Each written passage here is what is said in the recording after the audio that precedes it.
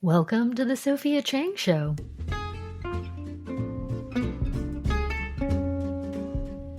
We are back for another episode of the Sophia Chang Show.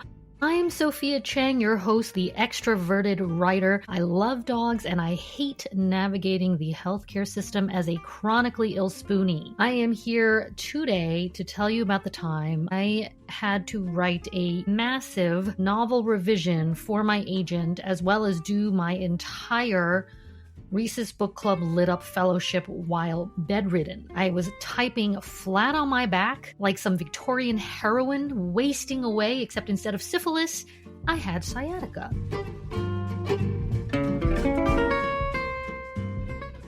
So as much as the whole weightlifting bro thing matches my frat boy brand, this actually didn't start until 3 years ago. It happened because I spent about a year and a half completely bedridden. I was in so much chronic pain. I couldn't sit. I couldn't even sit for a full meal. I had to eat and then quickly stand up, move around, and lay down again. It was a nightmare because it wasn't like I could take off from work. During this time is when I actually got my lit up fellowship from Reese's Book Club. So I had to do this amazing, life-changing mentorship and rewrite my novel in 3 months, query agents. I had to do this massive revision for my agent. And during this whole thing, I had undiagnosed sleep apnea. So I was exhausted 24/7.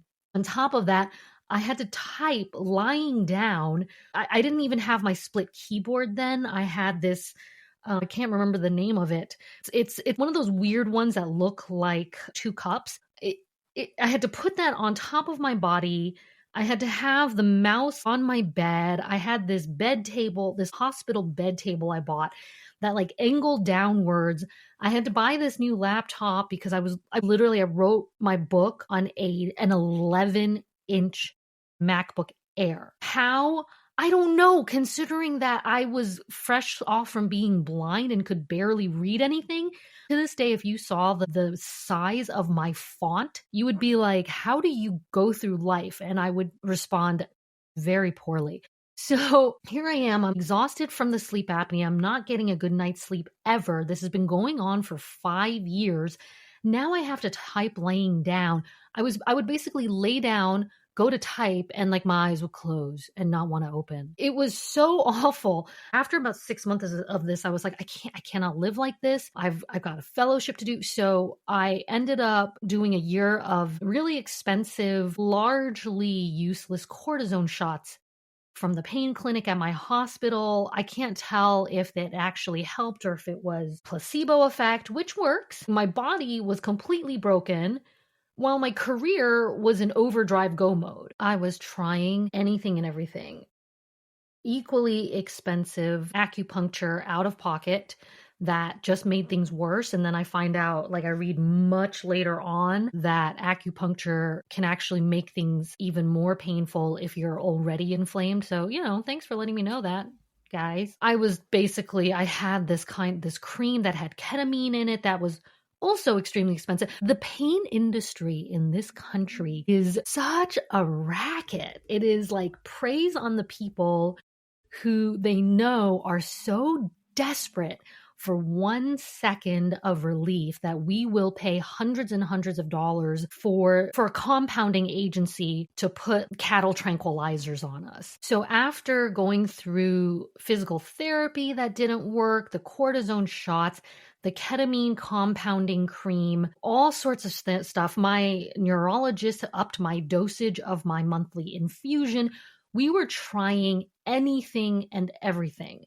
And I remembered 20 years ago, I had a very similar pain that killed my backup dancer dreams. It almost killed my dance dreams for good. Obviously I was able to go semi-pro after that, but the reason why that even happened was because the only thing that worked was strength training. So 20 years ago, I wanted to be a backup dancer. I wanted to be like Christina Aguilera's backup dancer. And I started going back to class, hardcore ballet, jazz, Pilates, and I instantly got piriformis syndrome, this horrible sciatica from driving in LA, and nothing would change it. And I was just like, oh my God, my career is over before it's even begun. It wasn't until I moved back to New York and I hired this personal trainer who had worked in a physical therapy office. And she had me do strength training. She had me get on the machines. She had me pick up weights for the first time. And I got really addicted. And it also strengthened everything. I didn't realize that I basically had no butt muscles. And so I remembered this, right, 20 years later. So I'm like, I'm just going to try it. I'm just going to try it. So I got this 5-pound weight. I don't even know if I was able to do 5 pounds at the time. I might have been holding 1-pound water bottles in my hands. And I did my first deadlift. I felt my hamstrings come online and instantaneously the pain reduced. Like it was miraculous, but not really. It's just science. And so I started off doing these just holding these water bottles that are a pound each, those Arrowhead bottles on the East Coast, it'll be Poland Spring, these 16.9 ounces or 500 milliliter bottles. These are 1 pound each. I started off holding those. And then I moved up to 2 pounds, these pink 2-pound weights. Then I bought these adjustable 5 pounds. They could go from 2 pound to 5 pounds. And as soon as I could get to 5 pounds, then I knew, okay, I can start using this Bowflex, these old Bowflex that the male of my house had bought secondhand off of his friend. I'm looking at them right now. I keep them in my office, which is also my gym. And they go from 5 pounds to 7.5 pounds to 10 pounds. So they go up in 2.5 pound increments. So once I could hit 5 pounds, I knew I could start using those. This is not a fairy tale. This is maintenance. If I miss more than 2 days, the pain comes back. And it wasn't overnight. It wasn't like, I'm better now. I could start with sitting for 15 minutes. I could start with having a full meal. And then I was able to sit for 15 minutes at my desk. And then it built from there. I didn't start lifting to get strong. I started lifting to write, but then it became an addiction. I research everything like a mofo because I am a writer. I've been this way since I was trained well at school with my 150-page thesis. And so I can't do anything without deep diving. I was looking up it would take me an hour and a half to get through a workout because I don't like to research beforehand. I like to kind of research as I'm doing it. Okay, I'm going to do a deadlift. Let me watch a video on the best form. Okay, now my weights are getting a little bit too heavy for me, for my wrists. So let me research what are the best wrist guards. What is progressive overload? What are the best splits to do? For what it's worth, I do push-pull legs. We'll get into my workout on another episode. Now I am a total lifting apologist. Like the more I learned about it, the more I learned how necessary it is for women, especially. I go around telling women there are 2 things you need to do in life. I mean, other than getting rid of the males in your life, you need to be investing your money as soon as possible, as early as possible, and you need to be lifting weights and lifting heavy. So right now, my life revolves around maintaining my body for writing. Again, I didn't lift to start to get strong. I started to lift so that I could write. And so everything that I do right now, physically in my life, is to keep this machine writing. It is a writing machine and I have to feed it. It's a pain in the butt because I get hungry all the time. I've always been this way. I've always been a bit hypoglycemic. I come from diabetics on both sides of my family. So I have to eat every 2 to 3 hours. Do I? I don't. I sometimes get really, really hungry and then I'm super hangry, but I'm just in a flow and I don't want to stop, the writing, the revising. So sometimes I do push that, but I should be eating every 2 to 3 hours. I have to lift 2 to 3 times a week. 3 is great, 2 minimum.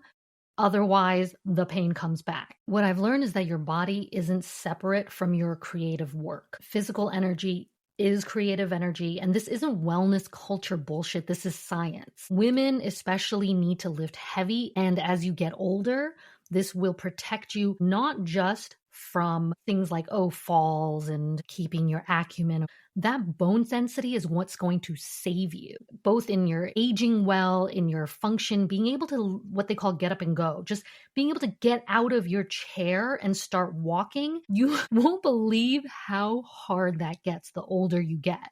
And my knees are very noisy right now because of a lifetime of dance. I've always had noisy knees, and they're even worse, but it's like I am going to just keep pushing this body for as long as I can because it has literally saved my writing career. I would not be able to write if I didn't lift. The two go hand in hand. That's just what my life is now. And it also feels so good. And yes, my arms look amazing. Like, it's kind of ridiculous. I could go on and on about what I actually do. I'm going to have a separate episode where I'm going to go through my actual workout. All I can say is the lifting and the writing go hand in hand for me. And I really do believe that any kind of exercise, but especially lifting, can help you too as a writer. And it's so easy. Just start stupidly small. You can start with just the water bottles like I did. Start stupidly small. Just start.